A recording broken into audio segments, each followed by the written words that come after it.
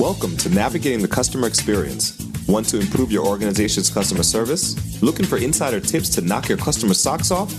Then you're in the right place. Here's your host, Yanique Grant. Welcome to Navigating the Customer Experience. On today's episode, we have with us a very special guest. Josh Kelly is the co-founder of RevuKangaroo, the world's leading reputation management system, an automated SaaS business that has helped generate countless reviews for businesses on places like Google, Yelp, Facebook, and more, as well as growing actual revenue for clients, sometimes in the tens of millions of dollars. Before devoting his work full-time to RevuKangaroo, Josh had an extensive background in marketing, working at companies like Bonneville International, Parker & Sons, Dial America, and eventually starting his own marketing firm, Diversified Marketing Group, and Clover Marketing. He's helped his own family business, a local heating, cooling, and plumbing company in Phoenix, grow from $7 million in revenue to over $100 million in just 14 years, and he has been featured on stages with the Zig Zigler Foundation, Yoho and EGIA, as well as major platforms like CBS, Fox, and NBC. So without further delay, welcome Josh. Hey, how are we doing? We're good. So Josh, could you share with us before we actually delve into the depth of our program, a little bit about yourself and how you ended up in the whole reputation management arena? So it's kind of a weird story. Like everyone thinks like I did this purposely, but I didn't. I kind of tripped into reputation management. Truth is, I've tripped in most jobs and most businesses I've owned. Literally, it was a problem I had with my own business, with clients I was already working with. I work in what I would consider a grudge industry for the most part, meaning like a plumber, right? No one wants to do business with a plumber. No one's excited to see a plumber. You only see a plumber when something's gone wrong and there's water all over your floor, right? And it's not a positive experience. No matter what, no matter how great a job you do, you could save the day, but you're still walking into a bad experience. And because of that, it's really hard to get good reviews. No one's excited to do business with you. No one's happy that they did business with you, ultimately, right? So it was an issue I had. It was an issue a lot of clients I worked with had. And I tried to buy it, a system. I tried to hire consultants. I tried to hire software. And I couldn't find anything that actually worked. So I went to a partner of mine, or who's now a partner of mine, was a good friend back then, who runs a large dev team. And I essentially explained the issue, what's going on. I literally locked a whole bunch of business owners I know and good friends with in a room. And we started spitballing ideas, what it could look like and what it should look like, and been running ever since. Very good. All right.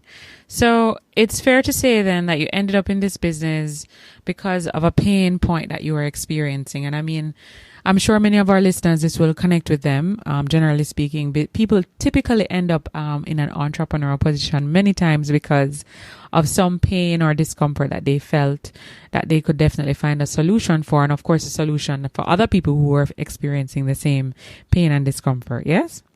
Oh, yeah. I mean, literally, in our business, like it's a plumbing HVAC company is my first business, right? We were working our butts off to get reviews and to be positive, and we had won awards. We've been recognized by Congress. We won the BBB Torch Award for ethics. Like we were doing amazing quality customer service, right, and great work. Right. But we were getting like 10 to 12 reviews a month, and we were turning hundreds of calls, right? Now I get 10 to 12 reviews a day, and all are positive. It's totally transformed the business because – I mean, it doesn't really matter as weird as it sounds. You can have amazing customer service. You have amazing product. You have amazing system. You can have amazing software. And if no one knows about it, it doesn't really matter that much. So we had to find a way to let people know about it. And the best way to do that right now is reviews. That is true. That is very true. So you were saying that you ended up in the reputation management business and it's not very easy. Yeah, I mean, it's easy now that we have a system and we have software to follow it and we have, really simplified procedures and it's really almost fully automated. Now now we get a ton of reviews, and we literally get millions of reviews a month for clients, all positive, driving them out to third-party sites like Google, Yelp, Facebook, depends what business that you're in, and actually literally driving real revenue and real customers to you. So now it's easy, but it took a long time to get there. I mean, not like a month of dev work. I'm talking years of dev work, and then years of refining, and then talking to clients and figuring it out. So it was not an easy path. But now if you join RevuKangaroo, it's pretty turnkey. It's pretty simple. It's pretty fast. And our average client grows about 18% in revenue the first 6 months in the program, specifically from us. Amazing. So this particular platform organizes your customers' reviews of individual employees and pushes positive reviews to major websites. And those websites include Google+, Yelp, Facebook, Twitter, and more. So pretty much if let's say I wanted to visit a restaurant that I've never heard of before, that maybe I was out and somebody said, oh, there's this new Mexican restaurant that opened up on X Street. And I decided to go on Google and I saw like a Google review. Your platform allows that restaurant to be able to have people rate their restaurant to get a good Google percentage, right? Is that pretty much how it works? Yeah. So, I mean, that's the way consumers work right now. So if you were to go to a restaurant or a hotel or hire a service, the vast majority of people, about 87% of people, look you up online beforehand. That's the current statistics. It's actually growing. And the first thing they look at is reviews. That 87% is people that looked at your reviews. So a restaurant's a great example. If you've never been to a restaurant and you're trying to find a specific type of restaurant, most people are going to Google it or go on to Yelp, depending on where you're located in the world, and look at the reviews. Now, here's the problem with that system. If you just, as a business, if you just allowed it to happen, customers are fickle. They just are, right? If you had a really great experience at a restaurant and the food was really good, that's what you're supposed to do. Mm-hmm. So it's actually pretty hard to get positive reviews. However, if you've made a mistake, which happens, if someone had to wait or, something was, the spice level was off on that dish or whatever it is, any single dish that could happen, right? Mm-hmm. It's way easier to get negative reviews. Yeah.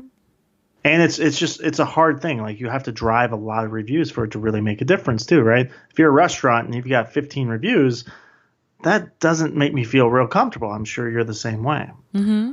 So it's a numbers game too. So what we've essentially done is if you needed reviews on Google, what we're going to do is we create an online funnel for you on your website. We automatically email and text message all of your customers asking how your service was. And we actually tie it, just like you said, to a team member. So what I mean by that, if you're a restaurant, we're actually going to write a review on your server or maybe a bartender. And the reason we do that is it tends to skew a lot more positively, and we get way more feedback. It's really hard to get a review on the ambiance of a restaurant or how nice the tablecloths are or whatever, right? It's much easier to get a review on Jennifer, the server, right? Mm-hmm. Because you had a relationship, you talked to them, mm-hmm. good or bad, right? Mm-hmm. Then we say, hey, how was your service with Jennifer from 1 to 5 stars? If it was an amazing experience, we automatically drive it out to those third-party sites. We pre-populate the stars. We make sure it's landing where we can actually drive business for you. If they had a bad experience, instead of right now them going out to Google and it become a permanent mark on your business, we're instead going to collect that customer's information, find out exactly what happened, find out which team member it happened with, and send it to the management team and say, hey, this customer had an issue with this customer or this team member. Here's exactly what happened. Why don't we reach back out to them and make it right? Amazing. So you're getting a chance to recover that negative experience before it kind of, firestorms and gets out of control. Oh, absolutely. I mean, and here's what happens, right? Like, let's say that customer, you turn around and now has an amazing experience. If that 1-star review is out on Google, good luck changing that. I mean, the truth is that customer totally turned around, now loves your business. It happens all the time, but that 1-star review stays there. And other people that are looking up your business, they don't get the context to that. No. They don't get to find out that you turned around and had amazing service, or that was a one-off, or it was a weird experience, or that's not normal. All they see is a 1-star and a bad description. Mm-hmm. So it's really important that you take control of your online reviews, because the truth is your online reputation is happening with or without you. True. That's very true. Very true. Very true. Because customers drive that whole experience now, right? Yeah, yeah. I mean, the customer's in control, and they should be, but I think you should have say in it. Like, if there was a bad experience, I would want to know about it, and I wouldn't want it to be permanent. If I could fix that and turn it around, then leave me a review then. And truthfully, if they had a really bad experience and then you followed up with them and the customer hates you even more because you did a really bad job of following up, then then that's understandable. Like, then okay, maybe this isn't a one-off. Maybe like this is just a bad business. Then it's going to show up on Google anyway. Mm-hmm. But for so many businesses, they do great business and they're great people with great products or services. And you look them up online and it just doesn't show it. And I don't think that's fair. Yeah, that's true.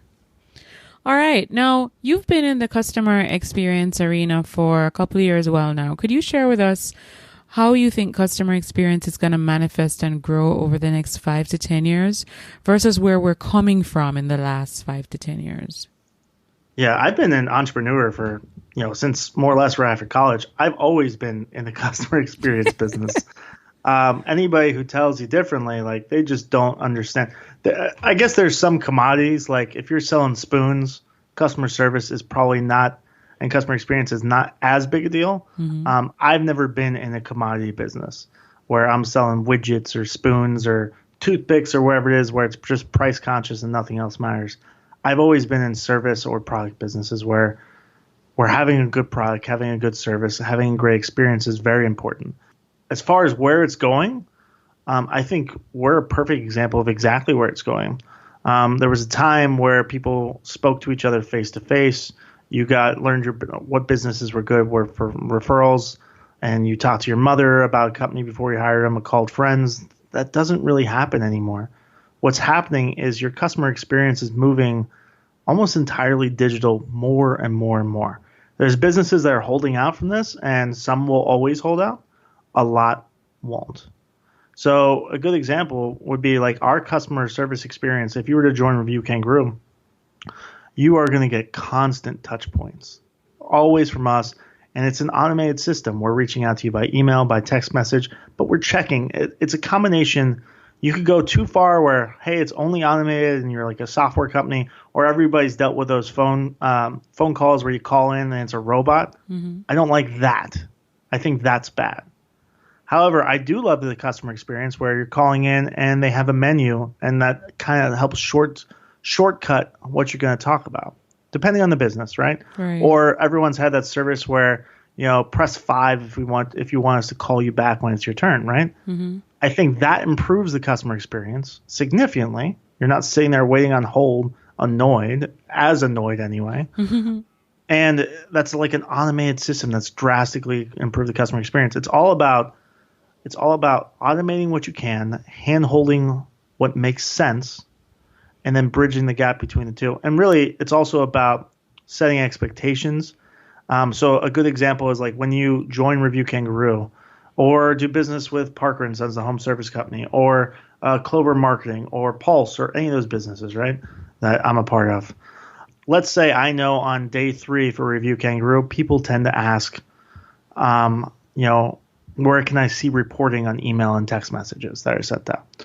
So I know that we've had a system of this. I know it comes up often enough. So day 2, at the end of the day, I send out an email with a video walking me through exactly how they pull that and letting them know if they have any questions to let me know. That's proactive customer experience, right? Mm-hmm. Customer service.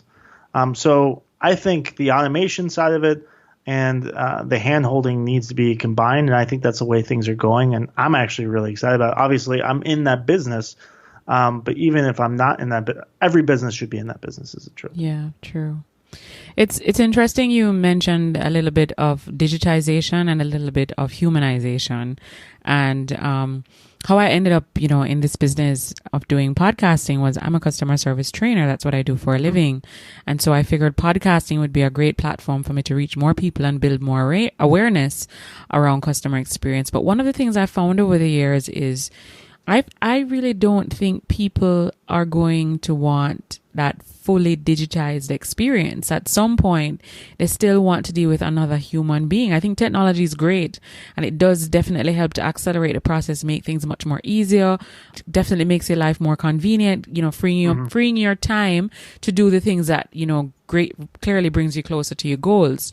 But for some things, especially when you're feeling a pain, like as you said, there's a plumbing situation, or your cable breaks down, or there's an issue with your kid at school, you will have to have some interaction with another human being. How do you see that manifesting with this whole digital revolution, with chatbots and everybody trying to technologize, their businesses, but, at the same time, as you mentioned, still hand-holding and having that human element in the business, that people still feel like they're not a transaction, but they're a person? Mm-hmm. Yeah. So I actually think this really kind of depends on your business and your industry, right? Mm-hmm. Like I said, if you're selling spoons, you could pretty much automate stuff. If a school is a great example, like that's a personal thing. It's important. That would be, in my opinion, really horrible to digitalize. That's much more hand-holding than most others, right? Right. You could make the argument, hey, you could put kids in school and you make them watch videos and that's consistent. But that's not, I don't think anyone wants to do that. But some people think of business like that, right? And they shouldn't. I think digitizing and systematizing and automating is a beautiful, wonderful tool. And I think more and more people should use it. Mm-hmm. I think it's like any new technology, though. What's going to happen is people are going to overuse it at first. They're going to get excited about it. They're going to go too far, which is kind of what people are starting to do now. Mm-hmm. And then once they go too far, they realize, hey, that was too much, and they'll start dialing back. A good example is like smartphones, right? Everybody loves and uses a smartphone almost across the world, right? Children are given smartphones now at a young age. Like I didn't have that technology when I was growing up, of course. True. But now, like it was essentially they gave them the phone and they had free access. Now, parents are very aware of what's happening on their phone, on their kid's phone, or more so, right? They're more restricted. They have hours and that they're allowed to be on the phone, that they're not. Like they're adjusting backwards, right? And realizing an actual balance. Everything works in balance. Mm-hmm. So I think short term, I think more and more businesses are going to move towards automation as a way to save money. Mm-hmm. And then over time, they'll move back from the automation some to improve their customer experience. Makes sense. That makes sense. That makes total sense. Everything should be done in balance for sure. All right. Hope anyway, right? Yeah. Yes, it should. Because at the end of the day, we're still human. And connectivity is so important. As you mentioned earlier, because I'm the mother of a 13-year-old, and you're right. You give them the phone and you give it to them with no restrictions. No boundaries were set when the phone was presented to them. But then over time, you recognize that the phone is now taking precedence over the things that will really help them to be more successful. So now you have to put boundaries in. And clearly Apple realized that because they created screen time where parents can now shut the phone down, shut down their accessibility to certain apps without even having to have that interaction with the child. Because now the phone, they'll be on an app or playing a game, and at 9:00, the phone shuts down. It's bedtime. Because failing that, you can tell them to shut the phone off, but unless you're going to stand over them physically, how do you know that when you close that bedroom door and go into your room to sleep, that they're really shut the phone off and they're not playing that game? Mm-hmm. No, I agree. Yeah. So balance is very, very important. All right. So Josh, could you share with us, how do you stay motivated every day? How do I stay motivated every day? I think it depends somewhat day to day. But I'm a little different than most people. A lot of people are motivated by money. There was a time where I learned, fairly recently, within the last few years. I've heard this like 1,000 times, and I'm sure you've heard it too. But if you chase money, you become its slave. If you let money chase you, it becomes your slave. Yeah. I've heard that 1,000 times. I really didn't fully understand that until probably a couple, maybe 3 years ago. So I'm not really driven by money, really at all anymore. I'm driven by helping people. So my biggest goals in life are really to help other people achieve things that they couldn't do without me. That's my why. That could mean team members buying a house they never thought they could afford, taking that trip they always wanted to, buying that new car that they always wanted. It could be clients sending their kid to a college and being able to more comfortably afford it or be able to retire earlier. That could really depend a lot on who I'm talking to. But what motivates me is changing the world is such a broad thing. Like, what does that mean? But I could change individual people's lives in a significant way every day. And that's what excites me and gets me up in the morning. And it's why I do everything, really. Gotcha. All right. So motivating and helping other people grow is one of your inner driving forces. Now, can you share with us what is one online resource, tool, website, or app that you absolutely cannot live without in your business or even in your personal life? Wow. Okay. So my business, I'm a big fan of having a CRM. I use HubSpot. I use it every day. I'm ridiculous with it. I love it. I don't think HubSpot is the end all be all. I think you just have to find a way to organize yourself, your team, your customers in a way that makes sense. So many times I see businesses and they don't have a CRM, and I instantaneously am like, how much money and effort and everything are you leaving on the table? Yeah, like, always have a system set up. Some cool systems I use regularly. Grammarly is a big deal to me. There's some really cool YouTube stuff. If you're posting YouTube, I think it's called YouTube. Oh my gosh, I'm gonna have to look it up while we're on this phone call. Or like Hemingway app. Hemingway app is amazing if you write any scripts or copywriting. It's a really, really cool app. Do you know about Hemingway app? Is that a random one for you? I haven't heard of it, but whichever ones you share here, we're definitely going to have the links for it in the show notes of this episode so the listeners can have access to it. Yeah. I would suggest everybody who writes. So I write a lot of copy. I write scripting. I help people like build websites, design emails, text messages. Hemingway app is such a cool app. There's a lot of technology I use every day. Like, I'm in a software business, so I'm probably over the top with software compared to most. But I'm sure I could list all day if we wanted to, but I don't know if there's like one that's like everyone should be using this. I don't think there's like a silver bullet for anything in life. I think it depends on what you're looking for, where you're at, where your business is at, where your personal life's at. It really depends, I guess. The only one I do suggest everybody be doing is reading books, and I don't actually read books. I hate reading, but I've done a business book a month since I was 15. I use Audible every day. Oh, great! So you don't love to read, but you love to listen. I don't like listening really either, but I think about it as investment myself, and if I'm not willing to invest in myself, then what am I willing to invest in? True. That's nice because that response you gave just dovetails very nicely into our next question. What are some of the books that have had the biggest impact on you, either in a professional capacity or a personal capacity? So the first business book I ever read, really the first, I consider it like self-help books, pretty similar to business books or personality books. I kind of lump them all in as business books because I think it applies. The very first book I ever read is the classic of all classics, How to Win Friends and Influence People. Oh my goodness. Amazing. I literally live my life to that book, more or less. It's an amazing book. If you're looking for like sales, I love Jordan Belfort's The Way of the Wolf. It's an incredible, it talks about tonality, anchoring, some really cool stuff that's helped me not only sell, but speak from stage and connect better with people. Know Your Why is an incredible book. Simon Sinek. Yeah, absolutely.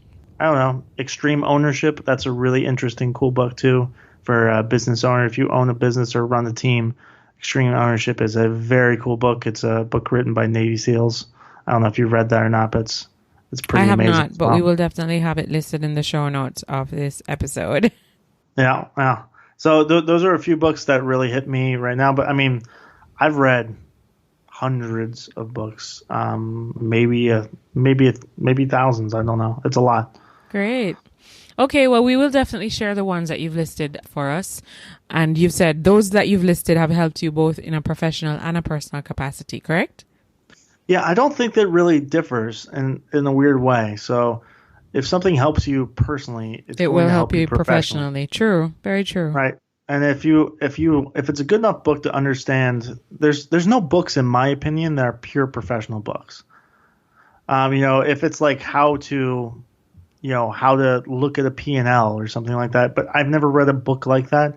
It's always like how to manage people, how to talk to people, how to do sales, how to communicate better. Those bleed into personal too. Like it's both, Yeah. always. Agreed. Agreed. Okay, Josh, could you share with us what's one thing that's going on in your life right now that you are really excited about? Either something that you are working on to develop yourself or your people. One thing. So it's one thing I'm really excited about. Let me think about this for a sec. There's a lot I'm excited about. Yeah. And it just really depends.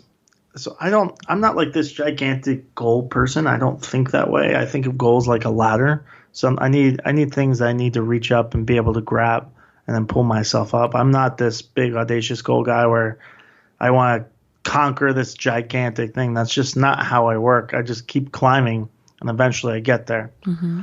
So for me, the thing I'm really excited about is just helping individual people. I talk to business owners literally every day. There's a chance when you call in RevuKangaroo, you'll get my team for the most part, but you can get me. And I love having conversations with people. And sometimes when you get an outside perspective and you can see things more clearly.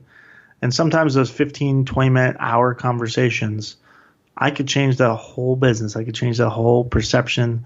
That's what really excites me. It's not like I have this brand new software that we're building. Yeah, we're building really amazing software that I'm excited about, but that's like a way for me to help people. Mm-hmm. So the helping people is what actually excites me. Okay. Very good. Which dovetails back into the things that motivate you when you mentioned, it's all about helping your people to grow and develop and help them achieve their goals. And if they're able to do that, then you feel like you've been motivated and it kind of pushes you forward to go on to the next day. Yes? Yeah, absolutely. All right. Now, so after our listeners have listened to this episode and they're thinking, I want to connect with Josh. I want to follow Josh. I want to be able to see what Josh is doing outside of RevuKangaroo. Where can they find you online? Twitter, Facebook, LinkedIn, or any other platform that you're on? Yeah, you can find me on LinkedIn, Facebook. I don't really use Twitter. Honestly, I don't really use Facebook that much, but you could look me up. I'm fairly responsive. You can always email me too, josh@RevuKangaroo.com. It's RevuKangaroo.com. I'm kind of an open book. If you want to get a hold of me, I'm not that difficult to get a hold of. I purposely make myself that way. Sometimes it's a big pain for that because we have tens of thousands of clients, but I think it's important to do. So you can reach me on Facebook, email, LinkedIn. You can call into the office. You can ask for me. I'm not that difficult to get a hold of. Great. Okay, so before we wrap our interview up, there's always one little thing we like to ask our guests. Now, during times of adversity or challenge, is there a quote or a saying that you have that kind of helps you to refocus or just to get back on track so that you can feel energized towards what you're working on? Is there a quote? There's not necessarily a quote. There's probably a series of quotes and depends what it is. I think for a business owner, I have a good friend named Ellen Royer. She's actually really, really amazing. And a great speaker too, who once told me that businesses are like vehicles. So when my business becomes overwhelming, I think about that. Business and what vehicles are like vehicles. And what that means is a business you could sell.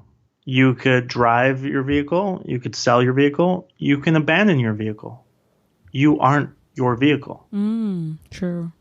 So if that business fails, it doesn't mean you're a failure. It just means that business failed. So putting some context and perception into that actually helped me a lot. It helps me nothing I do is an emergency, right? No one dies if we don't get enough reviews today. That's just not how it works. No one dies if someone's hot. I guess someone can die if it's too hot, but it's very unusual where they die, right? It's emergency, but it's not like I'm not a doctor. I'm not working in an emergency room. things I do aren't emergencies, and when I put that in context, it helps me a lot, both personally and professionally. And then another one that comes to a lot, and I use this all the time, is I don't sweat the small stuff. And in context, it's all small stuff. Yeah, that's true. When you put things in perspective. Yeah. Amazing. All right, Josh. Well, thank you so much for taking time out of your very busy schedule today to share these awesome nuggets with us about RevuKangaroo and all the work that you and your team are doing, and your view on what customer experience is, and the process of hand-holding, but also taking advantage of the opportunities with data and digitization, and really driving a strong and powerful customer experience in your business, regardless of the industry. We really appreciate all the great insight that you provided for us today. Well, I appreciate you having me. Now, before we wrap up, I just want to remind our listeners that you can head on over to Facebook and join our private Facebook community. It's called Navigating the Customer Experience Community. And feel free to follow us on Twitter at NavigatingCX. So until next time, I'm your host, Yanique Grant. Thanks for listening. For more awesome resources to take your customer service game to another level, head over to navigatingthecustomerexperience.com. See you next time.